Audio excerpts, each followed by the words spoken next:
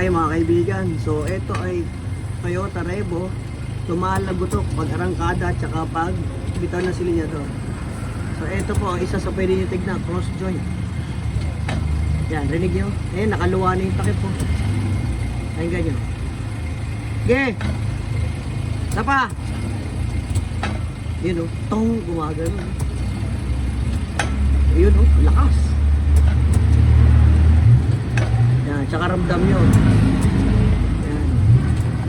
Delikado yan. Pag yan ay nabunot ang takip, tatalsik yan, kakalugto. Kakala siya sa pwesto. Yan. Nakala nung una, center bearing, hindi pala. Ayan.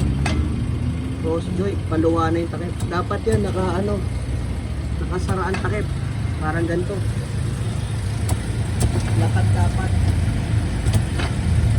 Kaya yan, kumakalampag na. Ayun o. Tatlo yan, meron pa yan sa likod. Yan. Dapat, wala. Nakalubog dapat. Kaya kumakalampag yan, may play na yan. Okay. Share ko lang, baka kasi hindi nyo alam. Kung may clang-clang yan pag gumatak.